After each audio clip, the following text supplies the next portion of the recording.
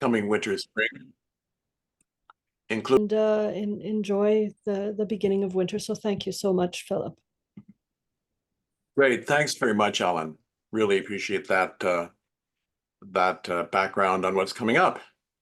Now I'm going to just introduce our two speakers, our own Lynn Miller and Jen Baker, a volunteer and the general manager of Hamilton Naturalists Club. Lynn, we all know, she accepted the role of TFN president on October 24th, but she's been active on the TFN board member since 2009 when she spearheaded TFN's move into social media. She's currently also TFN's volunteer coordinator and the leader of the photography group. Lynn is deeply committed to protecting and restoring natural spaces. Jen Baker has been a volunteer with the Hamilton Naturalists Club for over 20 years and is the lead staff person there. As general manager, she works to secure natural lands for permanent protection and helps to steward the club's nature sanctuaries with a focus on managing invasive species. Prior to joining HNC, Jen worked at Ontario Nature for almost 10 years in a variety of roles, including Boreal Program Manager and Nature Network Manager. Now, the Hamilton Naturalists Club, which is right nearby, is a nonprofit organization with over 300 members dedicated to the study, appreciation, and conservation of our wild plants and animals. The club traces its history to the founding of the Hamilton Bird Protection Society in 1919. The organization's early achievements, including the designation of the Coots Paradise as a nature reserve in 1927, and the organization of 34,000 children into junior Audubon clubs across Canada during the 1930s. The club celebrated its 100th anniversary in 2019. So Jen, your organization's a bit older than TFN, which celebrated its 100th anniversary last year. Two amazing volunteer organizations seeking to preserve and expand the nature assets of our two cities. Okay, so we're going to get started with the presentations. And Lynn, are you ready to go? I think we were letting Jen go first, weren't we? Oh, sorry. Yeah, you're absolutely right. Jen. Yeah. Yes. Your turn Okay. up. Yeah, sorry about that. Okay, so I'm just going to share my screen. Present. Okay, so thanks for having me here today. It's exciting to talk about two of our oldest clubs across Ontario, and I can say that because I worked for Ontario Nature, or FON at the time, for a long time. And so I wanted to talk about the HNC and some of what we've been doing, and then looking forward to the chat with Lynn after, where we talk about what's similar between us and what's different. So I think I'll state it from the beginning. One of the things that's different is we've been able to have two staff. So the board appointed me as general manager in March of this year, but I'd already been lead staff for like 15 years. And then we have a stewardship technician, like an ecologist as well. It's still volunteer led. All of that is very similar to TFN, and a lot of the activities are very similar too. But we're very fortunate in being able to have two staff. And then 20 regular volunteers and other volunteers as needed, and the 12 to 14 board members depending on the year. So we were founded in 1919 as the Hamilton Bird Protection Society. Birds are still a big part of the club. We might get 50 to 70 people out for the monthly general meetings, but the bird study group meetings, which also happen monthly, might get 80 to 100 people out. Like, birds are still kind of top. We have bird records dating back to 1924. and Christmas bird count, I think was started in the early 1920s as well. And then we became the Hamilton Naturalists Club in the 30s. But that we're still very true to our roots for a lot of things. And I think probably very similar to TFN, when you've been around for a long time, you end up being able to do a lot of really cool things. And so leading up to our centenary, we kind of put a list together to try to toot our own horn, which we're not always very good about. But I just wanted to not have you read all of this, but just to kind of show, because it is maybe different activities, but probably a similar long list to TFN about, when you really start thinking about it, when we've been around for this long, and our purpose and our goal is to, maybe get people out in nature and protect nature and do different restoration things, you end up being able to do a lot of things, depending on the interests of the volunteers and the board members at the time. So, like that might be a bit different, but TFN probably has a similar long list that I like to look back to every once in a while, just to kind of, remind myself that we do a lot of really good work. And if we look at what all the clubs across the province and across the country are doing, that's a lot of amazing work, for nature. Some of our regular activities are probably very similar. So our monthly meetings, like your lectures, we have our Wood Duck, which is our monthly publication. We have the nature outings, and all of this is promoted through social media as well as on the website. I mentioned our bird study group, and there's bird surveys that happen throughout the year. We have our Falcon Watch program, and that's where we keep an eye on the peregrines that have chosen to nest on the Sheraton Hotel in downtown Hamilton. There's another nest on the lift bridge that some of the birders keep an informal watch over. But the formal program is for the peregrines as they're learning to fly in downtown Hamilton. And then our sanctuary program, and this is where I'm focused. So this is kind of the most of what I know and what I was going to be focusing on today. And then there's our website if anybody is interested in kind of seeing a bit more about the details of these things and our upcoming activities. And again, a lot of this is focused on our sanctuary program, but it is still a big chunk of the conservation work, I guess, that the club does. So we protect natural lands. We have 10 nature sanctuaries that protect over 550 acres of environmentally significant lands. That our first two that we acquired in the 60s, so our first nature sanctuary was 1961, are not near Hamilton, but since then, since like the early 90s, we've been staying closer to home because there are more groups and land trusts and groups like that who are doing good work to also protect lands. And then we steward our natural lands. So, we take that job very seriously because sometimes the protecting is the easy part, but we're then responsible for taking care of these important spaces forever. And so we take that very seriously for our work, and I'll talk about it in a minute. A lot of the stewardship focus is on managing invasives. We've identified that as the key threat to the biodiversity of our sanctuaries. So that's kind of the key activity that we do. We like to get people out in nature. I always need more help at work parties. So it's our way to get people out and like hands dirty and on the ground. But we also have our nature outings and workshops and things like that. So kind of like a variety of ways to expose people to the wonders of nature. And then about 10 years ago, we started our programs to bring nature back to the city. And I'll talk about this a bit more in a minute as well. But I was looking around and thinking, we have these wonderful nature sanctuaries, and we've worked hard over the years to protect, or we've been involved in the protection of a lot of the lands outside of the city over the 100 years. But we were losing so much nature in the city and everybody was focused outside. So started working on increasing where we can natural spaces in the city, especially for folks that have a tough time getting to the nature sanctuaries. So that's kind of the gist of what we do. And I mentioned that we do have 2 staff, but that's still only 2 staff and a whole lot of things to do.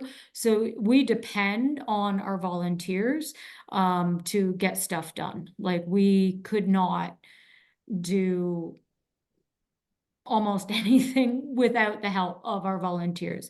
So we're really fortunate to have kind of different teams working on different projects. And our sanctuary program. So I mentioned that we acquired our first nature sanctuary in 1961. Some of you may have heard about it. It's the Spooky Hollow Nature Sanctuary at Turkey Point. Just, you know, board members heard that it was for sale and decided to buy it because nobody else was there or was doing the work at the time. Our nature sanctuaries are focused on nature first. So, you know, passive recreation when it fits. So we only have a couple of properties that have trails on them because we figure there are lots of trails in this area. And a couple of our nature sanctuaries are swamps. Not a lot of people want to trek through swamps anyway. But yeah, it's a very, very nature first approach. And I mentioned that stewardship responsibility that we have forever. So we consider that when we're looking at acquiring a new property, and if we're going to or not, we look at that stewardship responsibility. So these are, maybe I can minimize this. There. These are our nature sanctuaries. So, you know, Turkey Point and Niagara, but then all much closer to home.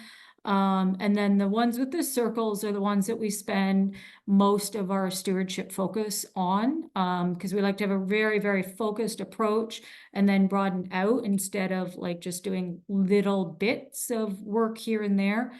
We find this really makes a big impact. And just, you know, like the Coles notes about our nature sanctuaries. So we've helped to protect 2 provincially significant wetlands, 2 mature, 1 bordering old growth Carolinian forest, 4 younger forests, 2 very, very steep, far too steep forested ravines when you have to go down them, 2 conifer stands, and 1 scrubby habitat that birds and birders love. We do have 2 long-term lease agreements. So just looking at outside of the box ways to have land protected. So we've, yes, we've set up 2 long-term lease agreements. We have over 20 species at risk that depend on the spaces that we've protected. And our stewardship technician says countless invasive species. There are a lot of invasives at the properties, but really it's countless common species. And we really want to make sure that our common species stay common. And I thought you might be interested. So this was our latest land acquisition. So we acquired this in January 2024. It's a 50-acre addition in the Hazeland Swamp. So it adds on to a 50 acres that we had acquired a couple of years ago. So this is now our 2nd largest nature sanctuary at 100 acres. And it's part of a 3,000-acre provincially significant wetland complex in Flamborough. So this is, yes, we're very excited to add to our provincially significant wetlands that are permanently protected. And our invasives.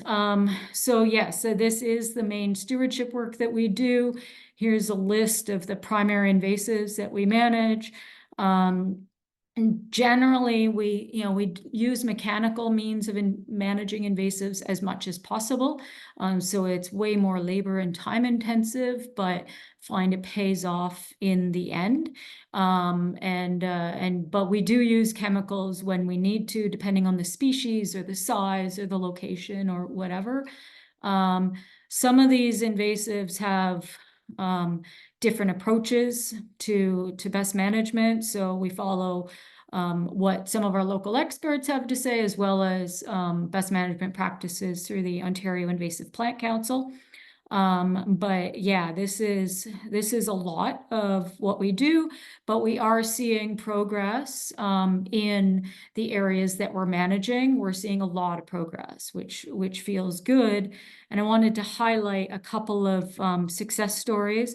So at our Spooky Hollow Nature Sanctuary, it was a small stand. So I had it wasn't a lot of Phragmites. It was a fairly small stand when you look at how big they can get.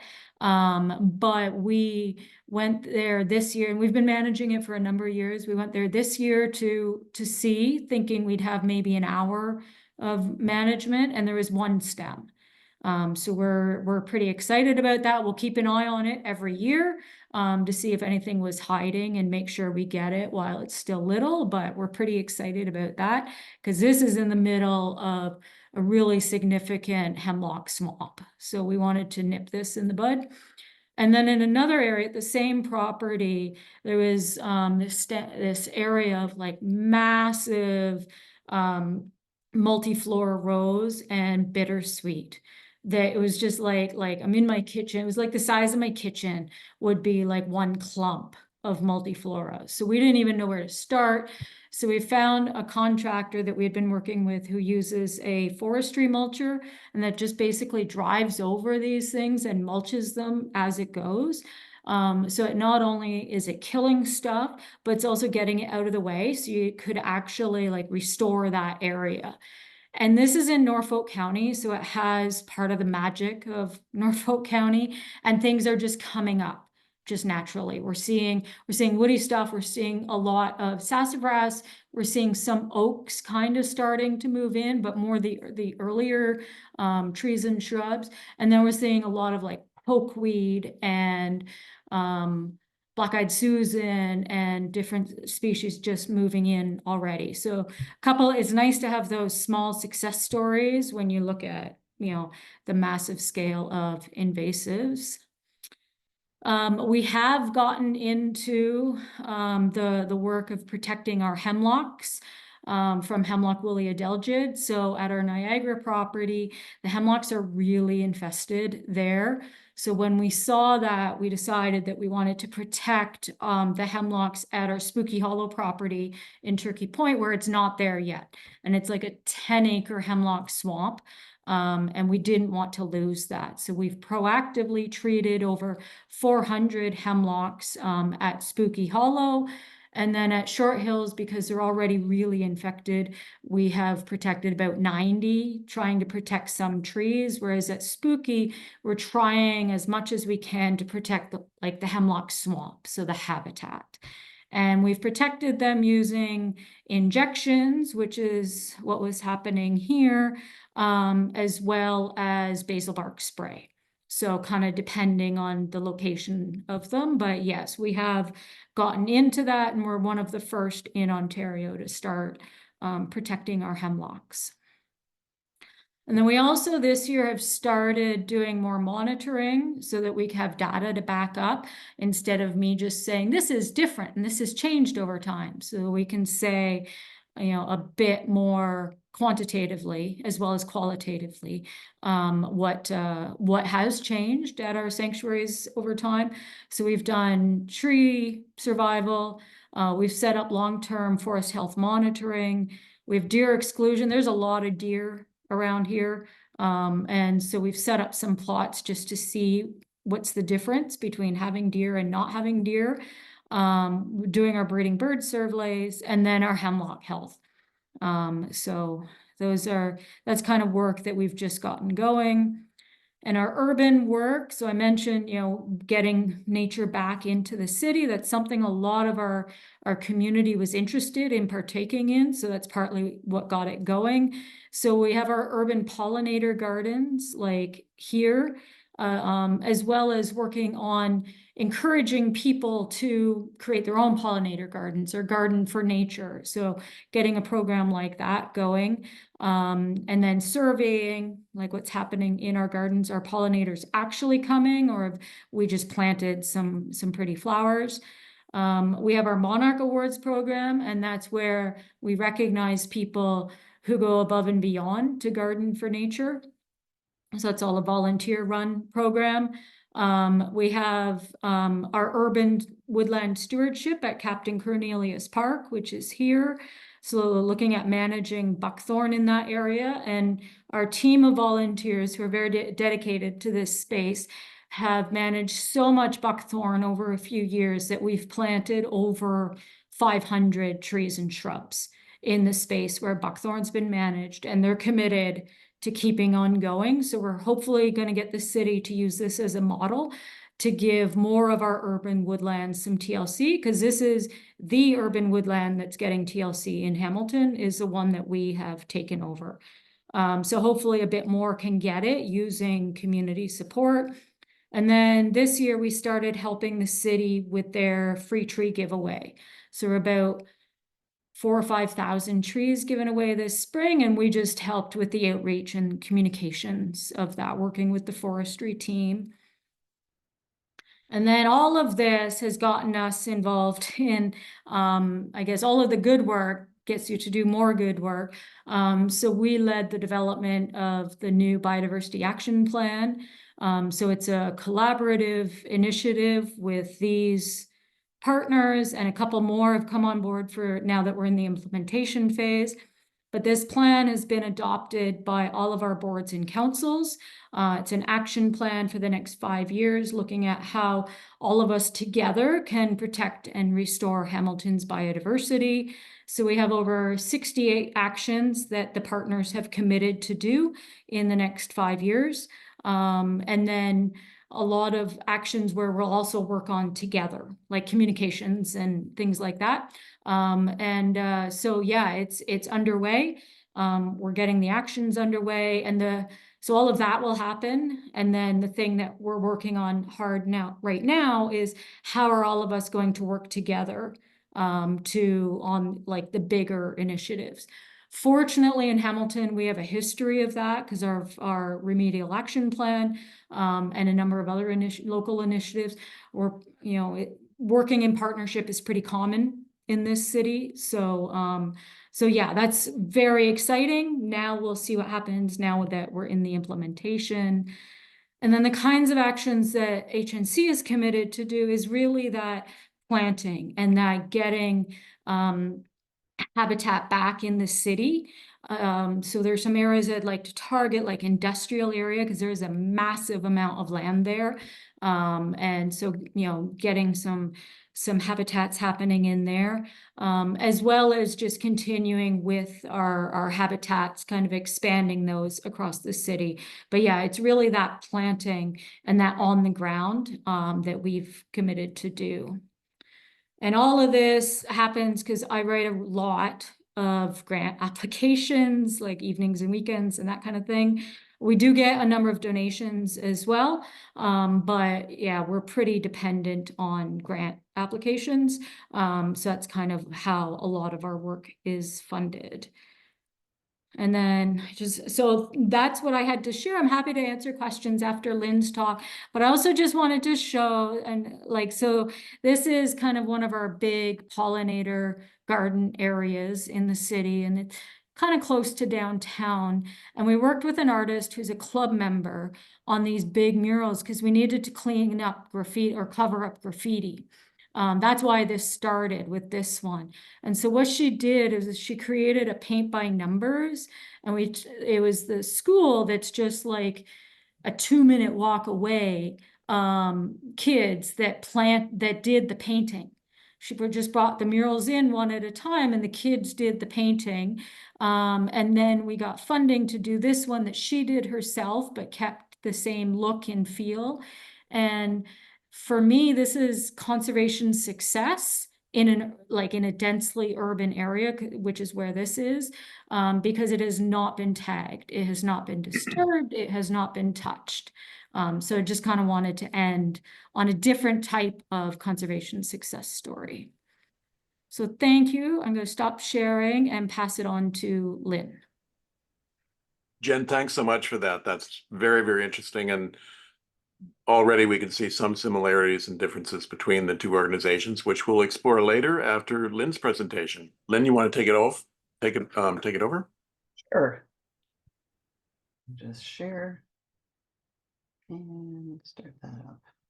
Okay, so my turn. So this is the mission of the Toronto Naturalists. Some people don't see this, kind of hidden on our website, but we aim to connect people with nature in the Toronto area. We help people understand, enjoy, and protect Toronto's green spaces and the species that inhabit them. And we are an all-volunteer nonprofit, so we have no staff, and we have been going since 1923, so very similar. Like Hamilton, we're a generalist group, so we offer a little bit of everything, and that appeals to a large number of people. Birds are always a favorite, though. So to fulfill our mission, we have four core or areas or pillars programs. And these are the ones that our members value the most. They're the ones that have been going on like since 1923. They've lasted, and I'll cover those ones briefly. So our first one is the outings. So we have over 100 guided walks per year, and those are in all areas of Toronto and just outside Toronto, and 12 months a year, 7 days a week. They're kind of going everywhere, led by our wonderful volunteer leaders. We have our stewardship and citizen science. So we work with the city at Cottonwood Flats and the Humber Arboretum to remove invasives and plant natives. And we have our own nature reserves, but I'll talk a little bit more about that later. We have our wonderful and informative newsletter, and we do 8 issues of that per year. And of course, we have our lectures, 8 of them per year. And then we also have special lectures that are aimed just at the membership as the need arrives. So these are the 4 kind of pillars, as I said. We have other programming, like for instance, the Junior Naturalists. It's a very strong program right now, but it hasn't been consistent across the lifestyle. So some lifespan, sorry. Sometimes we have it if we have enough people, and there are times when we haven't been able to offer it. Yeah, so these are our cores. And I will also go over some of the things that are like behind the scenes. So we have our advocacy group, and they work with the local issues that affect Toronto nature. So things like the Toronto Island Master Plan, the Ontario Line, Ontario Place, the Scarborough Bluffs Working Group. So they are speaking up for our green spaces. We own 4 nature reserves up near Uxbridge. That's over 170 hectares of environmentally sensitive wetlands.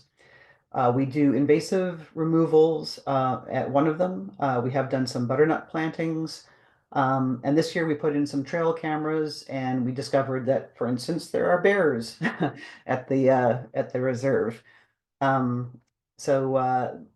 Yeah, the one reserve is accessible. That's where this picture is. The other ones, as wetlands, are not very accessible, and one can only be accessed by water. We have our wonderful digital team, so very much in the background, but they blend our 3 websites together so that our members think we only have one website. They're responsible for our blogs, very active on social media. So we have Instagram and Facebook. They're quite active. We recently got into LinkedIn and TikTok. So they manage all of those things, and they were responsible for the interaction with PayPal that allows our members to pay by credit card and not check, which is really good. And then we have our outreach team. So they participate in community events. So they not only promote the Toronto Field Naturalists, but they also just promote getting out in nature and enjoying nature. Plus we have outreach talks. So for instance, Ellen does outreach talks on the ravines, and she does that in libraries, to special groups, to newcomers to Canada, to talk about how, you know, wonderful our ravines are and even what a ravine is for some of the groups.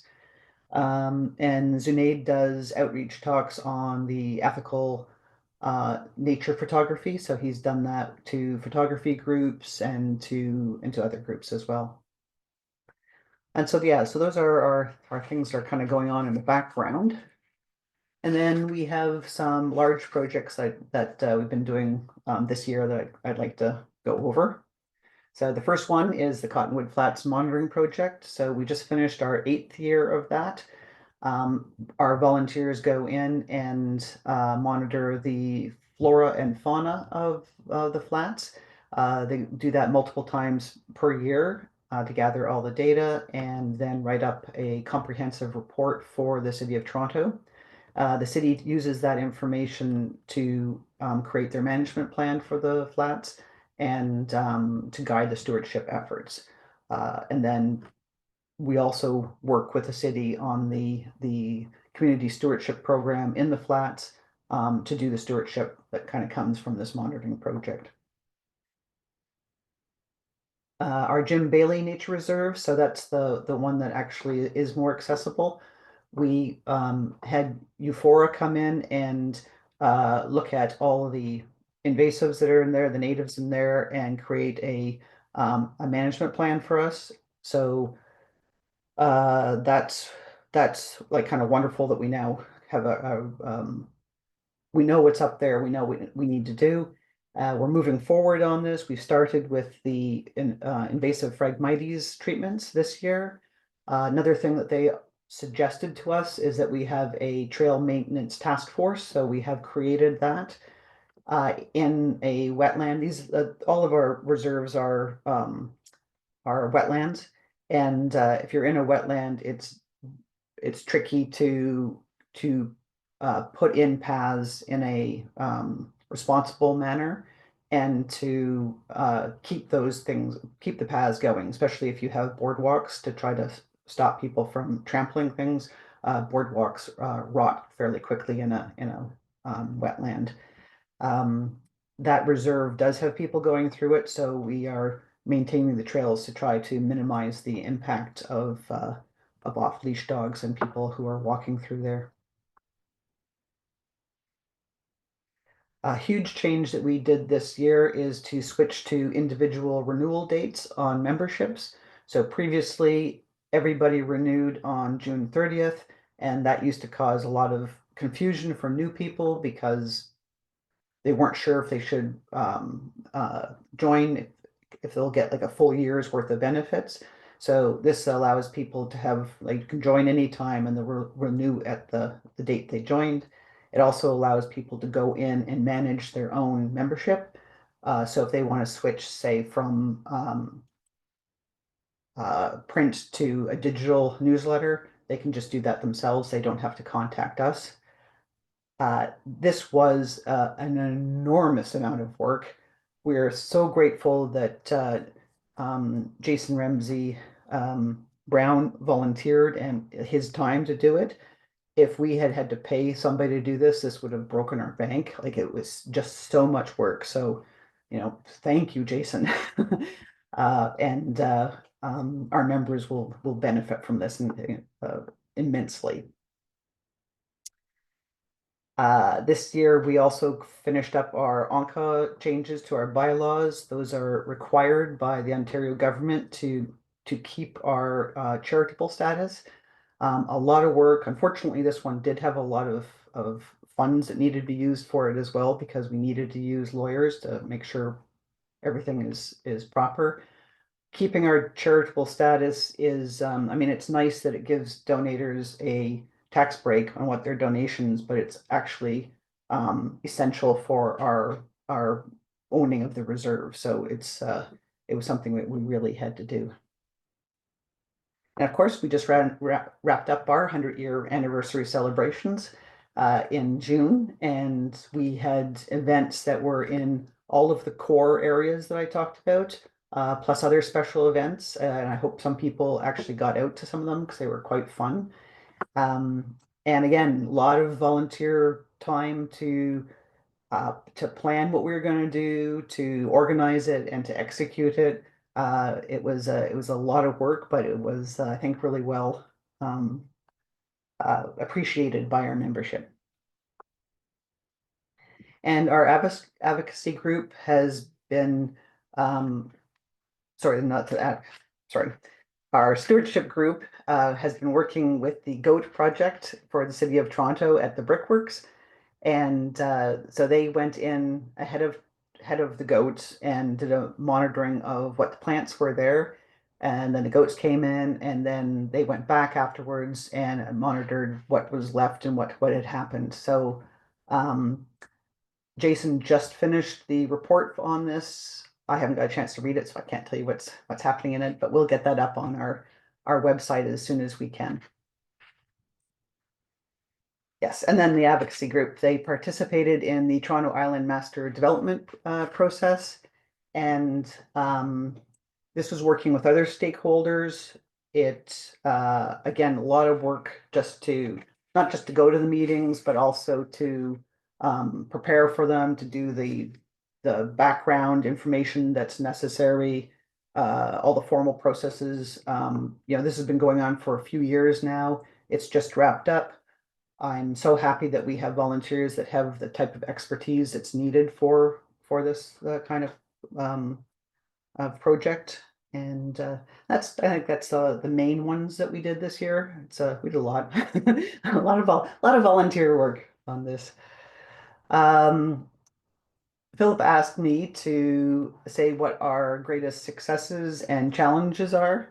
So our greatest success, I think, is that we have such a fantastic group of dedicated and passionate volunteers that make, the TFN run.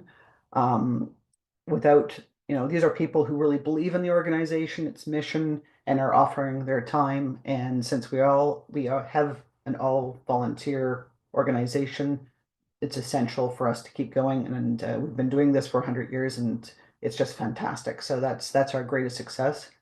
Our greatest challenge, of course, is finding more volunteers.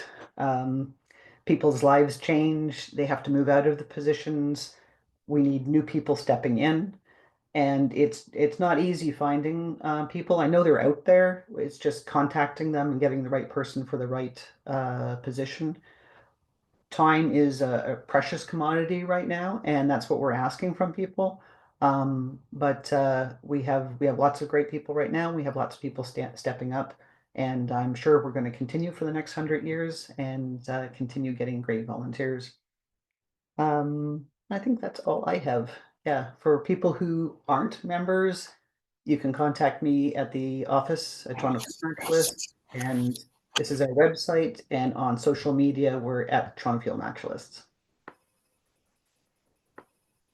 Thanks very much, Lynn. That's a great overview of the organization, and it always amazes me how much we are able to do just with volunteers and without any staff at all. That'll be one of the differences between the two organizations we'll probably want to get into later. So to get started, to get a conversation going between Jen, you, and Lynn, let me just start with a few questions, and then hopefully our audience will have some questions as well, and Ellen will monitor those questions and will follow through at that time. So Jen and Lynn, what have you learned about each other's organization that surprises you or intrigues you the most? Where do you see similarities? What resonates for you in terms of the similarities between the two organizations? Jen, you want to go first? Sure. So I think what surprises me are the similarities, both 100 years old and have done amazing things in that 100 years. So I think, and dependent on volunteers, like, yeah, we have 2 staff, but 550 acres, 10 urban sites to take care of, Yeah, plus. And I think another similarity is that we get volunteers who are so committed. And, like there are sites that I've been able to walk away from because volunteers have like kicked us out. because they've taken over. One of them is here today, actually. And so I think there's almost more similarities than differences, because even as I was listening to Lynn talk about like your advocacy group, like we have folks that do that too. And then the things being highlighted, or the ebbs and flows of different things, like your Junior Nats program. For us, it's some of the advocacy work. It ebbs and flows depending on the interests of who's around in that moment. Like, and I think that's very similar too, because, it's similar with our Junior Nats program as well. And then some of the issues, like there have been times where, we're involved in all kinds of issues across the city. And then times where we're not, and maybe that's also one of the differences, because I thought it as I was speaking, but in Hamilton, we have a lot of advocacy groups that have started in the last 20 years. So I think a lot of club members think that's okay because they're handling it. And it doesn't need to all be on us anymore, because there's more. Yeah. So, Jen, is there anything that intrigues you about TFN and the way we operate? We do have a lot of similar activities for sure. We're working on invasive species. We're managing conservation lands. We're doing advocacy. We're doing a lot of similar things. But anything that we're doing that you're not doing that kind of intrigues you? Well, I think so. I was intrigued by everything and super impressed with everything. It's one little thing that is really standing out that our membership director really might want to know is the self-directed membership renewals. Because that, like we switched to a membership program and it's online and reducing the checks, and it's a lot of work. Yeah, absolutely. So Jen, what's the proportion of your income from membership versus grants? I'm just curious. Okay, so our income is different because we do have 2 staff, but so our membership is, I don't know. So for the income for the operating of the club and our taxes and our audits and all of those regular fees that we would share, membership covers the bulk of that. Yes. And then I do grant, it doesn't really cover anything for us. So I do all the fundraising for all of our activities. But yeah, for the general everyday, keeping the lights on, operating, no staff part of the club, membership covers the bulk of that. Yeah. So your grant income basically supports projects, not so much the actual operation of the club. Right. Right. Okay. And that makes sense because foundations will give to projects, but not to, basic support over time. I know. Yeah, It's hard to very make it frustrating. Lynn, I'll turn to you. What intrigues you about Hamilton Naturalist Club? Oh, well, one of the things that really stood out and that I did not know was just how many sanctuaries you have. Like that's just, fantastic. And that you're still purchasing them. It's land is so expensive. On top of you need to have funds to continue to manage it. But that's fantastic that you're able to keep doing that. I think the big difference between our group, is the staff and the grants. We don't get any grants. We don't apply for them, and we don't have any. So we don't get government money. All of our money comes from donations and from memberships. And as far as similarities, I think Jen covered most of them. Like I would just be saying the same thing she did. There's a lot of similarities between the groups. Lynn, do we get some income from contracts? In other words, work that we do for the city, do they contract with us or do we do that for them for free? We get some money from the Cottonwood Flats monitoring project to cover our expenses basically on that project. So yeah, we do get some money from that. It's not yeah, it is a contract basically. Right. We just don't call them grants. It's not a grant because we haven't applied for a grant. Yeah, Right, right. Got you. Got you. that's a lot of work applying for grants. Yeah, absolutely. It is. Yeah, I know. Having done a lot of fundraising myself, I know how much work it is. And sometimes the grants barely cover the cost of making the proposals. Mhm. But it sounds like Hamilton, you've really put your grants to great use and it's been able to amplify your project work over time. Yes. Let me just ask one more question. Since both organizations are volunteer organizations, we depend a lot on harnessing our volunteer power. How is your volunteering sort of evolving over time? Or Jen, are you finding it easier or more difficult to find volunteers? Is the way you interact with volunteers changing over time? Also the same question to Lynn. How about you, Jen? I have found it different.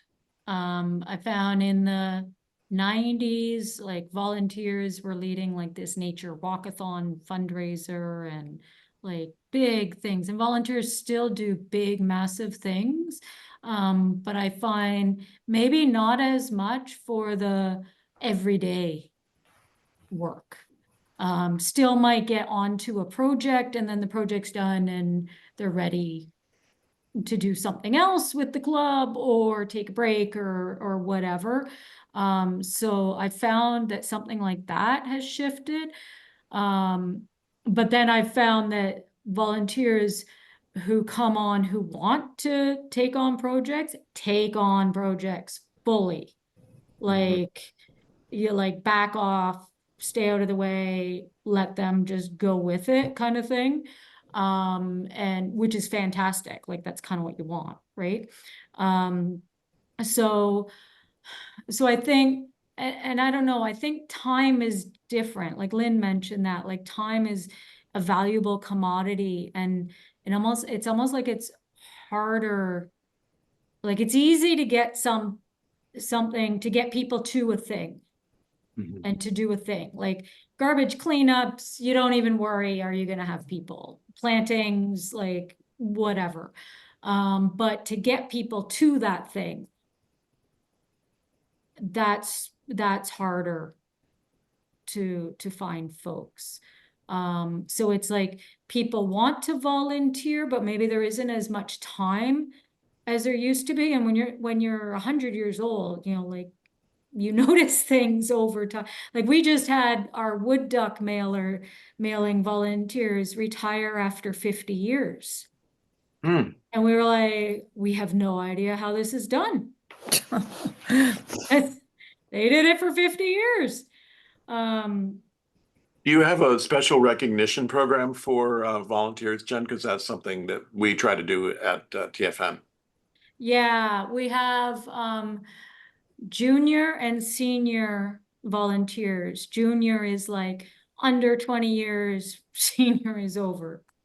And then we also have like we've started doing again because COVID screwed everything up, right? And then with volunteer led things, it's taken a bit for some of these things to get going again. So a volunteer recognition night. And then for some of our volunteers that spend a lot of time in harsh conditions at our nature sanctuaries, we do like a little bit of an extra thing for some of them. But so yeah, I think getting the volunteer recognition event going annually, I think is getting that going again is a big thing. Right. Yeah, I think it is for us too. Lynn, how about you? How is volunteering evolving with TFN and what are the hopes and what are the challenges for the future?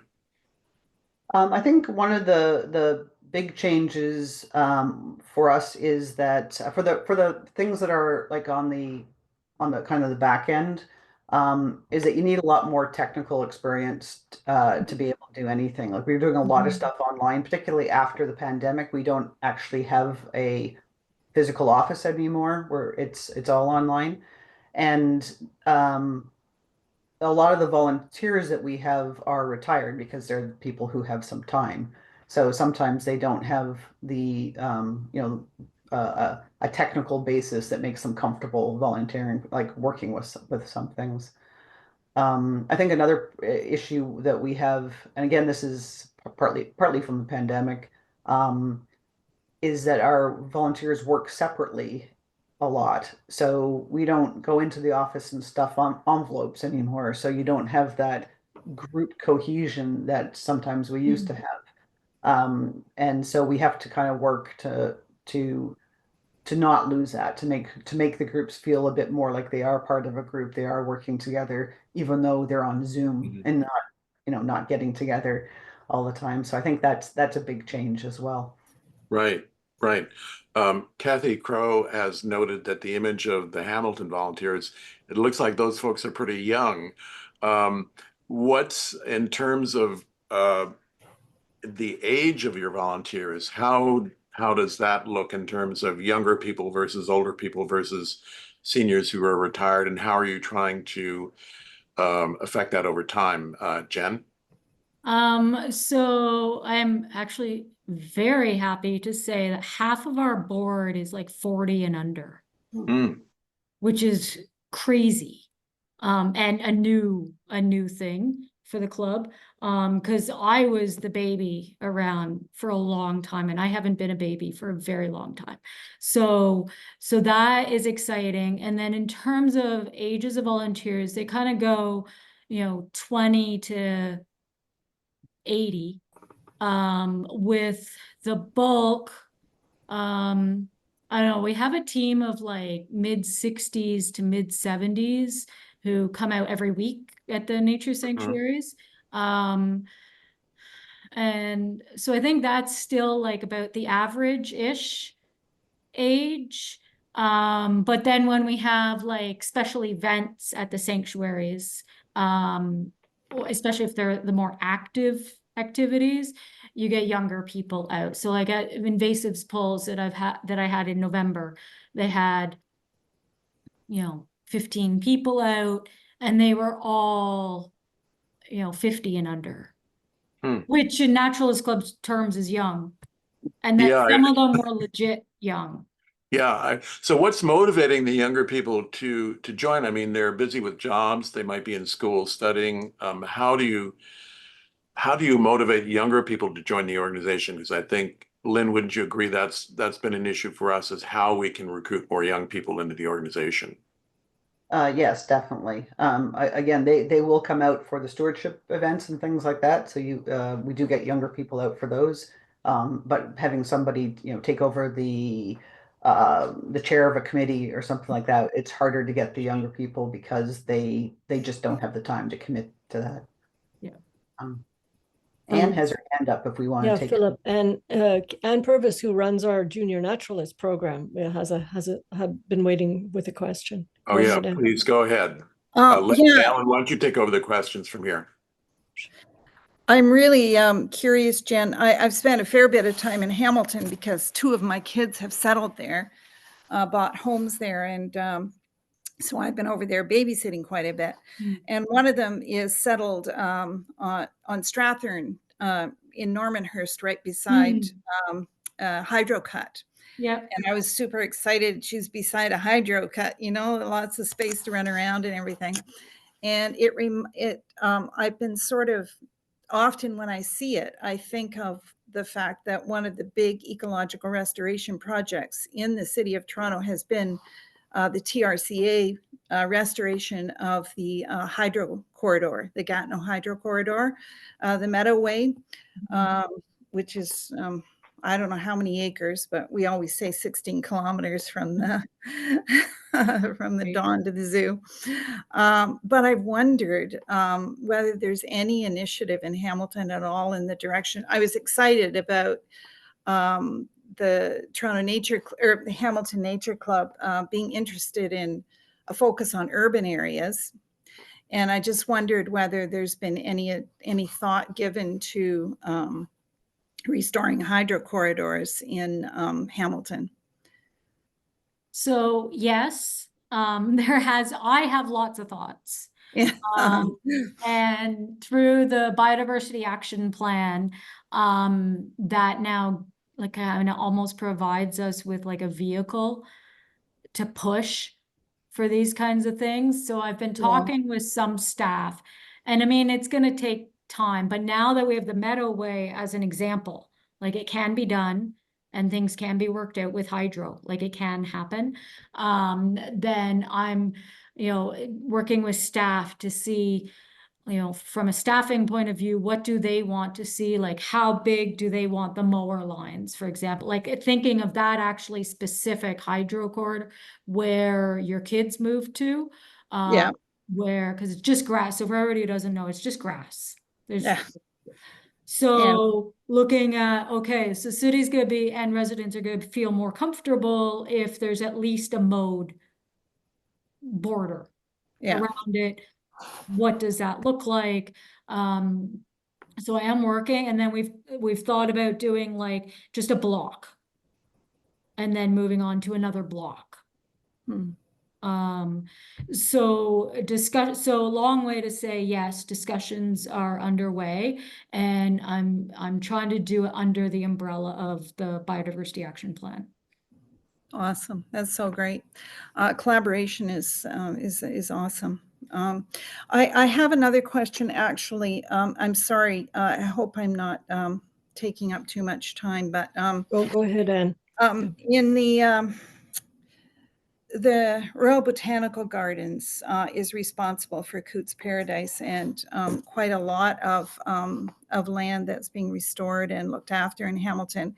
And I've noticed like up at Chapel Rock, we were hiking up there, and tons of garlic mustard still in the forest, mixed in with all these amazing spring ephemerals and everything. And I'm like, oh no.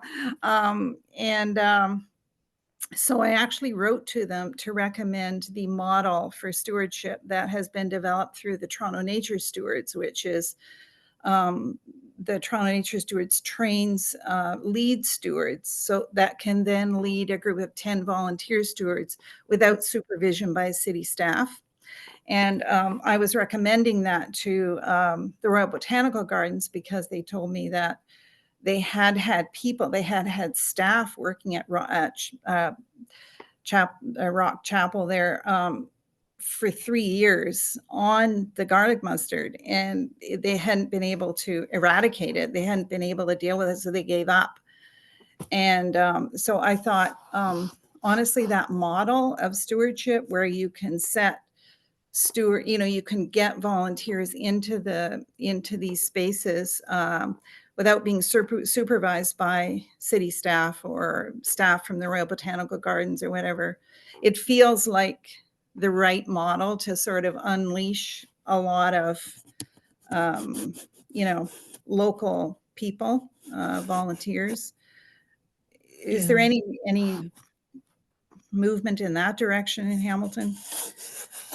So I can't speak for RBG, but for in Hamilton, because I've been kind of watching that model through social media and stuff, and that is a similar model to kind of what we have at our urban woodland that we're stewarding. I mean, we do have staff here and there, but a lot of times the volunteers go and they know what to do, and we're not always there, and we just touch base every once in a while when, if we're around for half an hour of the time that they're there, then we'll touch base so that, like they still feel loved and stuff like that. And that's the model that I'm also proposing to our city, to like adopt a woodland. and get volunteers out, even if they want to limit it to garlic mustard, even if they don't feel comfortable having volunteers out without like their staff or our staff doing buckthorn or something. And so that's a model that I'm also proposing to the city. Wonderful. Mhm. Great. So Yeah, it needs- what I'm hearing here are a couple of places where Hamilton has a chance to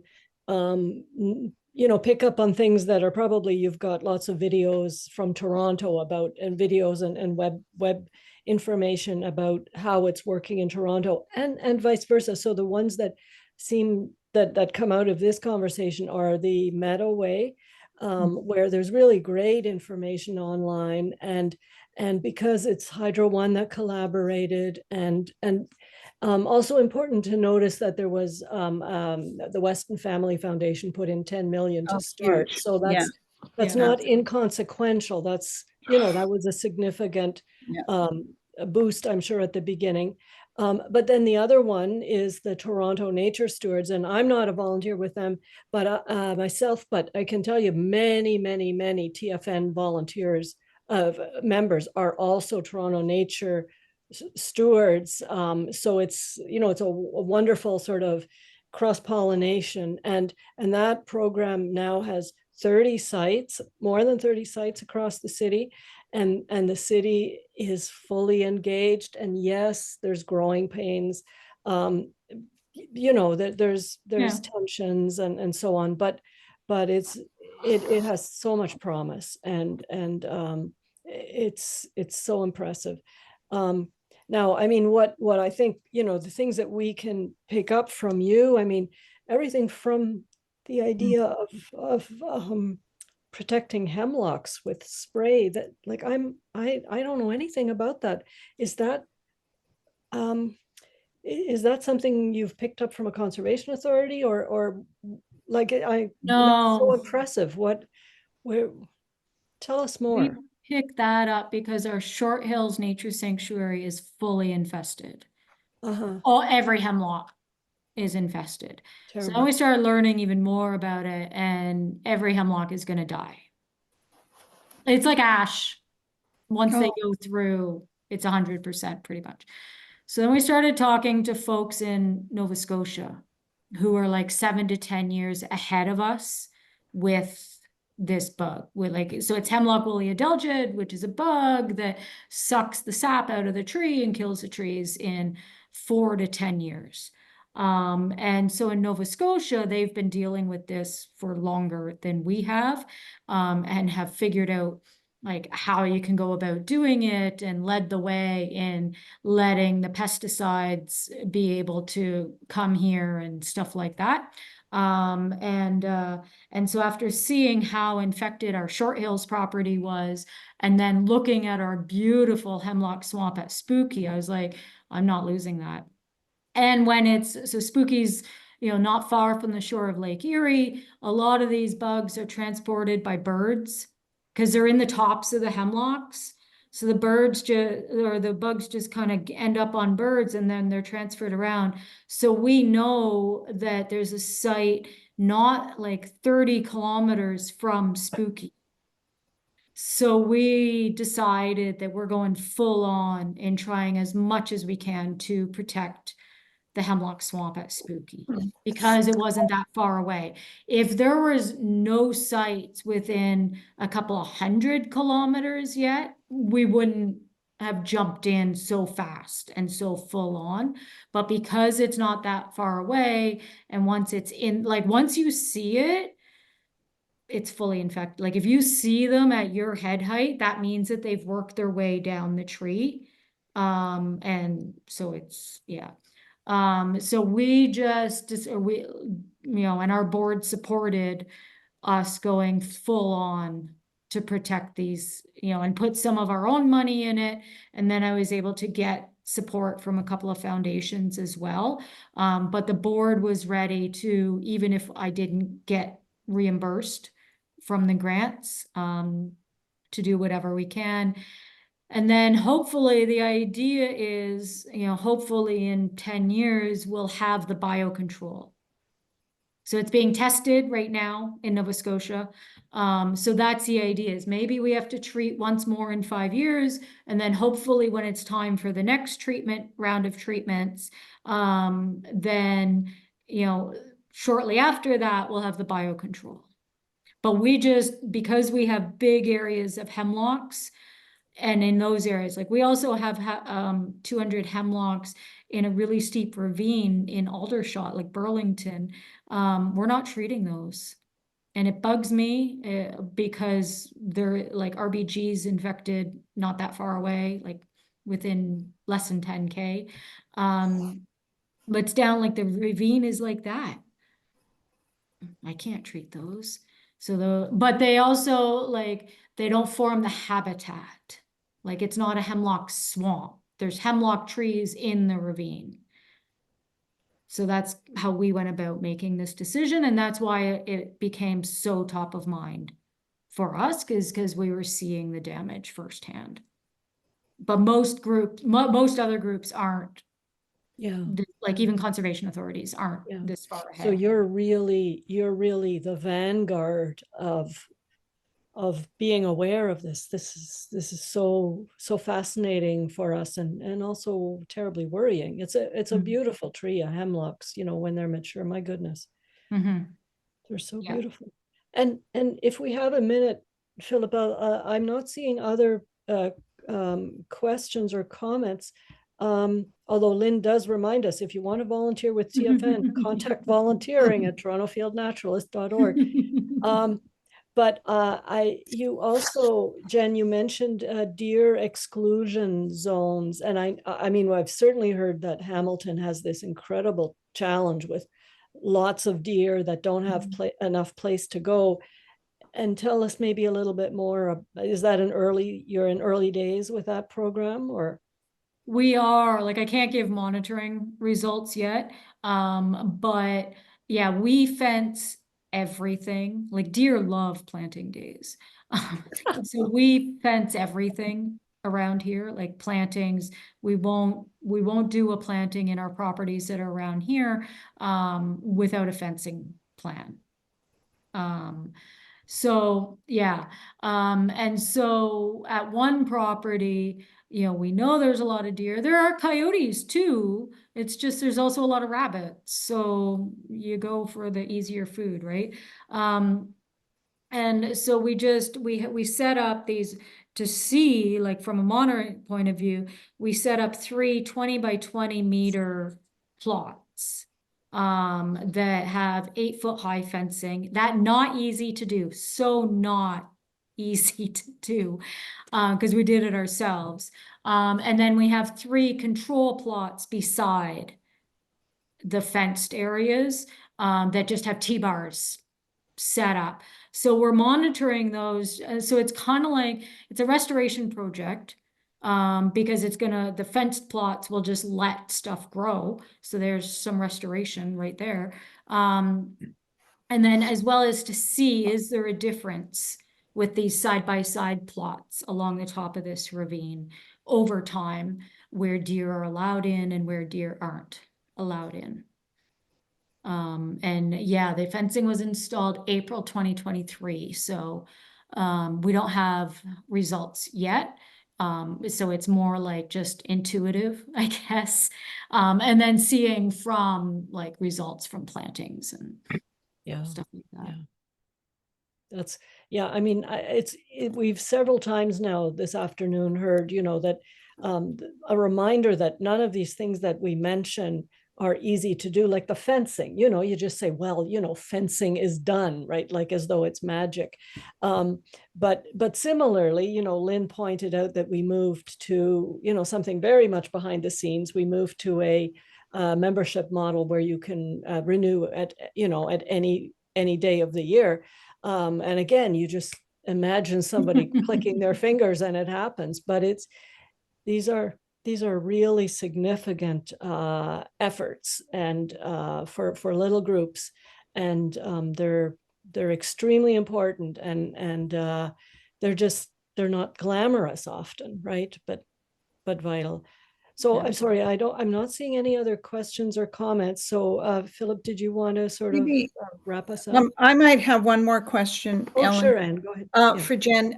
Yeah, Jen, I'm just curious whether having a paid staff actually helps with a big project like a fencing project like that. Or is, is a project like that handled by your volunteers, or are you putting in some, it sounded from your bio that you have a lot of history with Ontario Nature and different organizations like, are you putting in a lot of the expertise to make those things happen? And I'm just curious, like, I feel like that it would be very challenging for volunteers to handle those kind of projects without. Yeah, so I have a lot of expertise. Expertise building things on the ground, I have zero of. Oh, like putting posts in the ground. I have volunteers. Like these plots are like perfect right angles, and like they are 20 meters by, thinking if anybody ever wanted to do research programs or projects based on these plots, like they're set up. And that was all volunteers. I mean, I help, I'm like labor with some of this stuff, and I get people at the same spot at the same time, and then I get out of the way, and because otherwise I will just be in the way. And I have some very, very handy volunteers who know that I will forget the right tools, that I will, and they bring it all and they make it happen. So that kind of stuff, I am not, like, they built a shed for me. Like, we had goats for a project and a volunteer built a goat structure, but I needed a locked structure, so I didn't have to have everything in my garage. And so they built that for me. I just say, and they fix boardwalks. I'm like, we need this to happen. And then in the next 6 months. Mm. And if you need money, let me know. Or if you need me to get my husband's truck to pick stuff up and transport materials and that kind of thing. So far, they don't need me at all for this stuff. So you're the visionary. Are you? I'm the You're the visionary, and you can push forward the project, and yeah. and then people rally around, the volunteers rally around and make it happen. Kind of, Okay. yeah. And then I'm like labor for like pulling out garlic mustard and Yeah. butter and that kind of thing. Yeah. Right. Thank you. Thank you very much. Barbara just mentioned one difference between the organizations. I thought I would bring it up, and perhaps Lynn, you can close with some information about it. We do a lot of photography, Jen. In fact, our photography archive goes back many, many decades. And so we have photographs of spots around the ravines that go back to the 1950s. Lynn, you want to say a little bit about what we do in terms of our photography work, which you help to coordinate?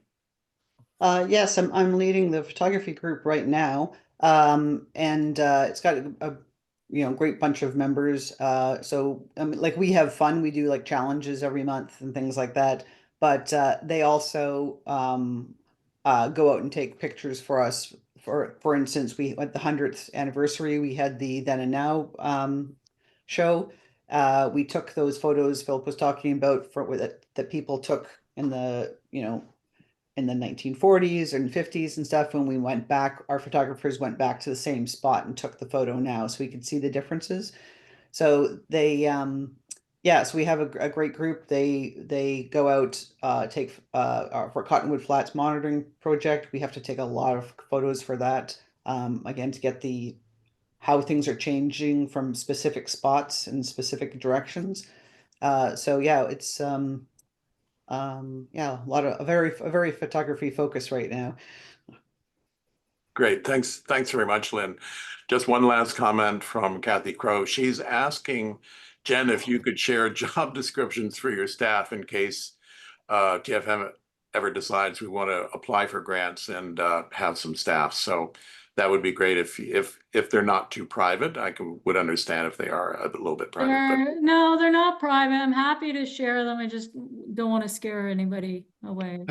We have like 10 jobs in one, but. Great. Okay. Well, I think we should wrap up. And Jen, I want to thank you and Lynn hugely for your two presentations. It was really interesting seeing the similarities and the differences between the two organizations. We're all on the same path, and hopefully we'll be able to collaborate more on work going forward in conservation and getting the public more interested in what we're doing. So again, and Ellen, thank you so much for the events coming up and handling the questioning. And we'll see each other. I think our next one is in February, isn't it, Ellen? It's the Is it the turtles? It's the turtles. That's right. In February, it'd be World Wetland Day. That's right. Yep. Yeah, exactly. So we'll celebrate World Wetland Day by picking up and examining, what's the name of the turtle? Blandings, the Blandings. Blandings turtle. Yeah, it has a yellow throat. Yeah. Yeah. And That's great. And our photographers will show all their stuff the day before that at the nature. Right. Right. Yeah. So everybody have a great holiday, and thank you so much for coming, and we'll see you next year. Thanks. Bye, everybody. Right. Bye. Thanks a lot.